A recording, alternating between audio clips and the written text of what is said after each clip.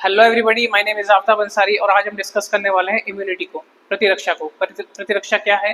It is the ability of a body defence against external disease causing agents. ठीक है, तो हम बात कर रहे हैं इम्यूनिटी के बारे में। इम्यूनिटी, आप सभी ने इस वर्ड का पिछले कई सालों से नाम सुनते आ रहे होंगे और ड्यूरिंग कोविड हमने इसको अच्छे से, हर कॉमन मैन भी इस वर्ड का मीनिंग जानता है। इम्यूनिटी, इम्यूनिटी क्या होती है? बाह्य रोगाणुओं से लड़ने की हमारे अंदर, शरीर के अंदर क्षमता। तो इसको हम डिफाइन करें तो कैसे? It is the ability of body to defend against disease causing agent, disease causing agent, agents like bacteria, virus etc. Immunity को हम दो टाइप में डिवाइड करेंगे। First is innate immunity, second one is acquired immunity.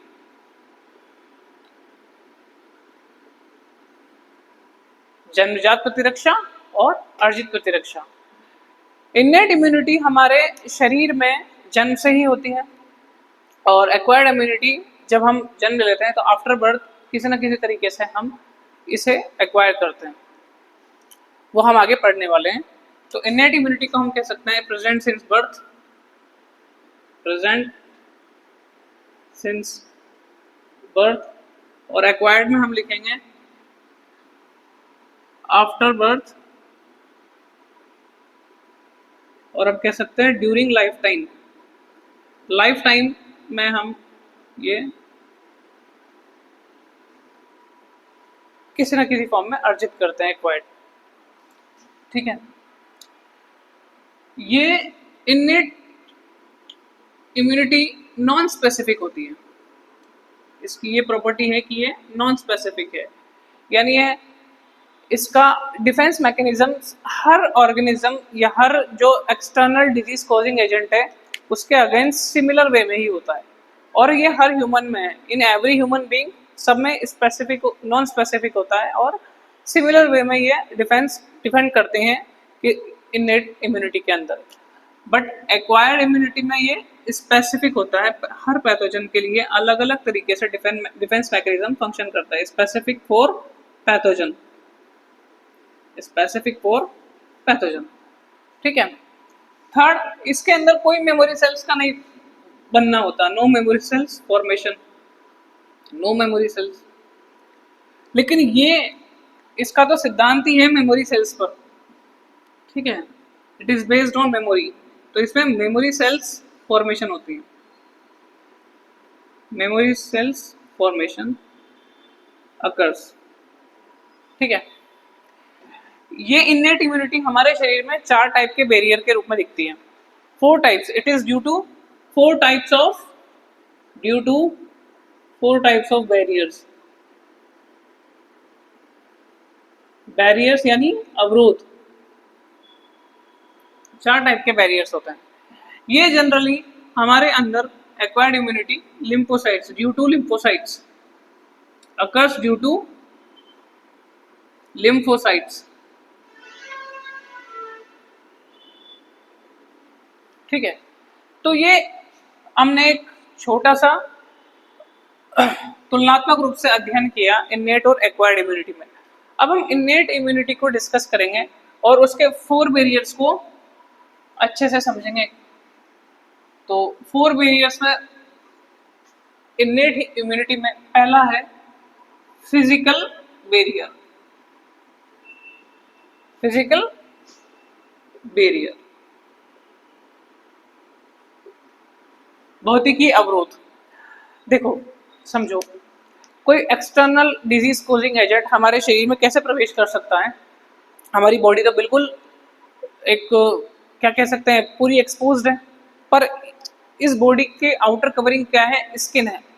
Largest organ जो हमारी body का क्या है, स्किन है, जो प्रोटेक्टिव कवरिंग बनाता है हमारी पूरी बॉडी की, जो एक्सटर्नल जो पैथोजेंस है उनसे हमारी रक्षा कर रहा है। तो जो इसमें फिजिकल बैरियर के रूप में हम सबसे पहले एग्जांपल है तो क्या है, स्किन है।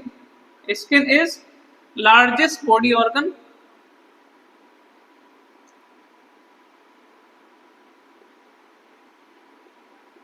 विच प्रिवेंट, जो क्या करता है, prevent entry of micro organism,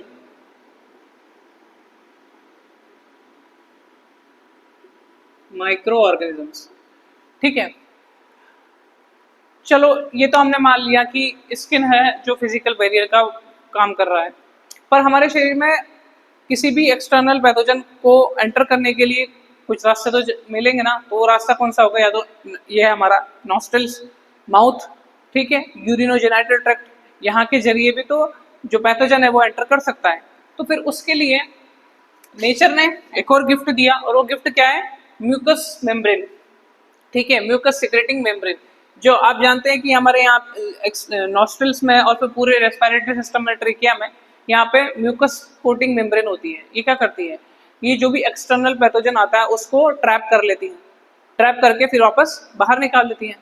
तो एक और फिजिकल बैरियर क्या होगा, म्यूकस सिक्रेटिंग मेम्ब्रेन्स, ठीक है, म्यूकस सिक्रेटिंग मेम्ब्रेन्स या mucus secreting cells.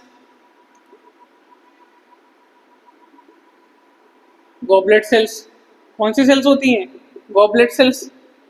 Goblet sales किस किस में देखने को मिलेगी, आप देखिए हमारे रेस्पिरेटरी ट्रैक्ट में, रेस्पिरेटरी ट्रैक्ट में,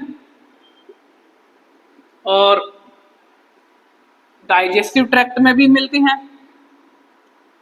डाइजेस्टिव ट्रैक्ट, और यूरिनोजेनाइटल ट्रैक्ट में भी, यूरिनोजेनाइटल ट्रैक्ट, यहाँ पे भी म्यूकस मेम्ब्रेन होती है जो पैथोजन को ट्रैप कर लेती है और फिर वो उसे बाहर निकाल देती है, यूरिनोजेनाइटल ट्रैक्ट। तो ये फिजिकल बैरियर है। सेकेंड बैरियर की हम बात करें वो है फिजियोलॉजिकल बैरियर, फिजियोलॉजिकल बैरियर, कार्यकीय अवरोध। यह है भौतिकी अवरोध।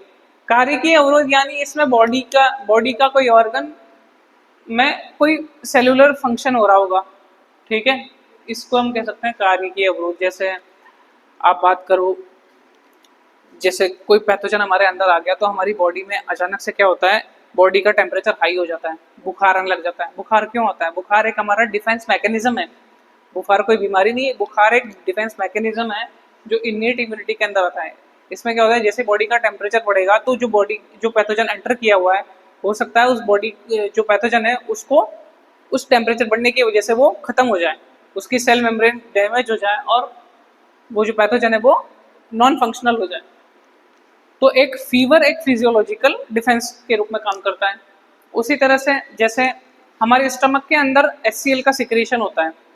HCl का सिक्रेशन क्या करता है, pH लो रहती है तो जो भी पैथोजन आएगा वो इतनी ज़्यादा एसिडिटी के अंदर सर्वाइव नहीं कर पाएगा, तो वहाँ वो खत्म हो जाएगा। तो इसी तरह से फिजियोलॉजिकल बैरियर काम करता है। तो इसमें हम एग्जाम्पल लिखें तो फर्स्ट एग्जाम्पल क्या लिख सकते हैं हम, जैसे डाइजेस्टिव ट्रैक्ट में हम देखा स्टमक, स्टमक क्या करता है, HCl सिक्रीशन, और स्टमक HCl सिक्रीट कर रहा है। फीवर, हमें बुखार आ रहा है तो ये फिजियोलॉजिकल बैरियर है। जैसे ही हमारे ईयर वैक्स, हमारी ये जो ईयर है, ईयर में से अंदर इंटरनल ईयर में से क्या वैक्स का सिक्रेशन होता है। तो ये वैक्स क्या करता है, अगर कोई पैथोजन कुछ भी आता है अंदर तो उसको ट्रैप कर लेता है, खत्म कर देता है। तो ईयर वैक्स को हम कह सकते हैं कि ईयर वैक्स एक पैथोजन है, ईयर वैक्स फिजियोलॉजिकल बैरियर है, ठीक है।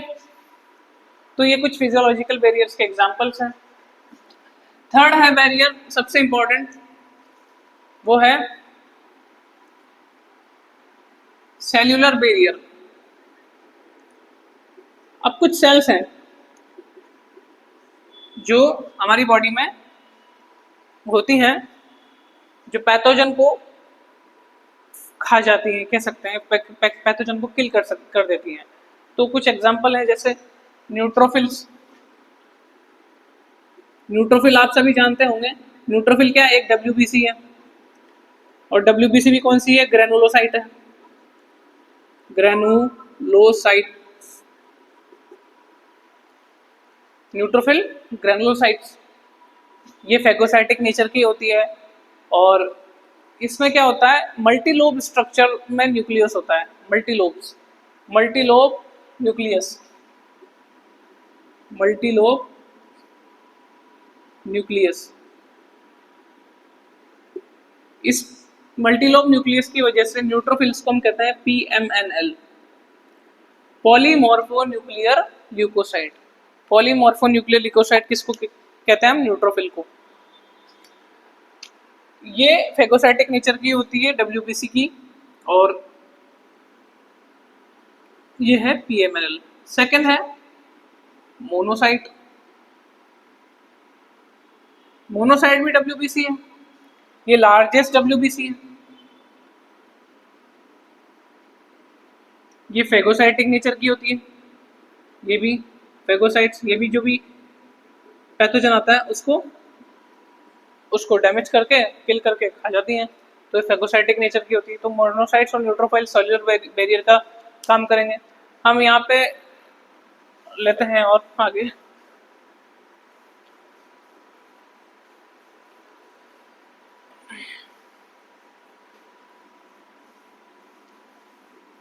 सेल्युलर बैरियर में ही हम आगे देखें तो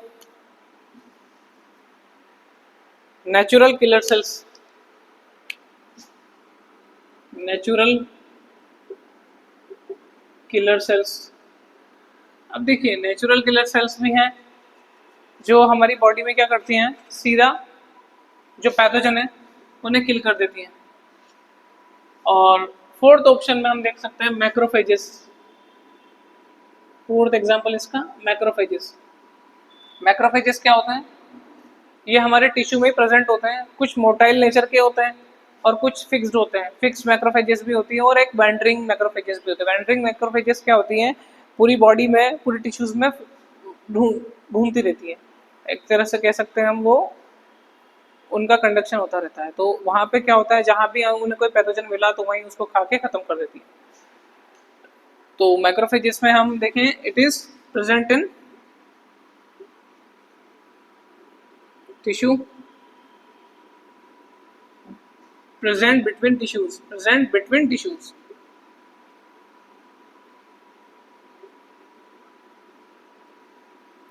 ठीक है।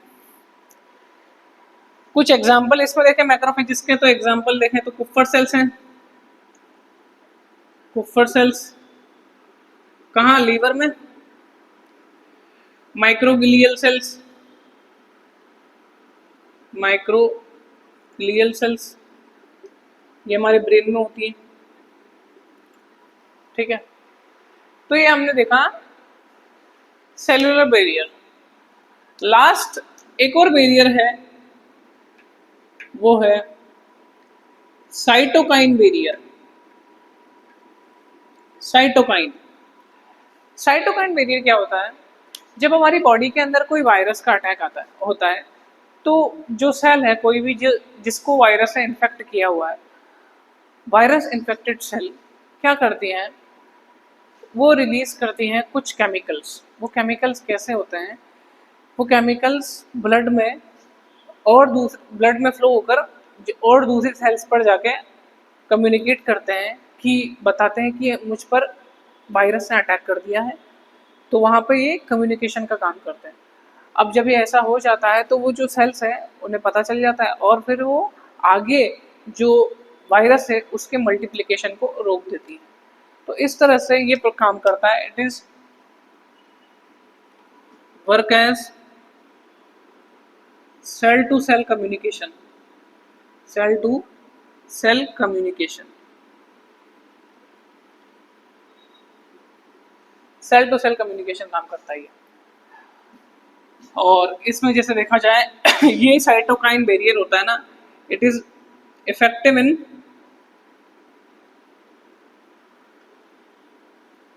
वायरल इन्फेक्शन, सिर्फ वायरस का इन्फेक्शन होगा ना तब जाके ये साइटोकाइन बैरियर फंक्शनेबल है। बैक्टीरियल इन्फेक्शन में साइटोकाइन बैरियर काम नहीं करता है, प्रोटोजोन इन्फेक्शन में भी काम नहीं करता है, सिर्फ ये साइटोकाइन बैरियर होता है। कुछ एग्जांपल हम देखें, इंटरफेरॉन, जो जो केमिकल की बात हम कर रहे हैं वो है इंटरफेरॉन। इंटरफेरॉन या हम कहें इंटरल्यूकिन।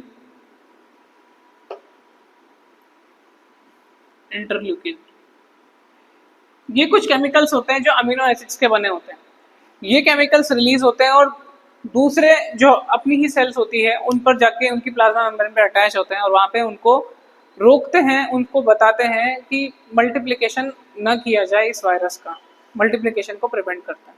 तो इस तरह से हमने देखा कि फिजिकल बैरियर्स, जो फिजिकल बैरियर्स में हमने देखे स्किन फिजियोलॉजिकल में हमने फीवर और ईयर वैक्स और जितने भी, जैसे हाँ इसमें एक एग्जांपल आप और लिख सकते हैं, टीयर्स। हमारे आंसुओं में भी क्या होता है, लाइसोजाइम एंजाइम प्रेजेंट होता है जो किसी भी बैक्टीरिया के सेल वॉल को डैमेज कर देता है। तो टीयर्स भी एक एग्जांपल हो सकता है फिजियोलॉजिकल बैरियर्स में। उसके बाद हमने देखा सेलुलर बैरियर में न्यूट्रोफिल्स और मोनोसाइट्स, ये दोनों WBC है, ग्रेनुलोसाइट्स है, और ये ग्रेनुलोसाइट्स है, लार्ज WBC होती है, इसे हम PMNL कहते हैं न्यूट्रोफिल्स को।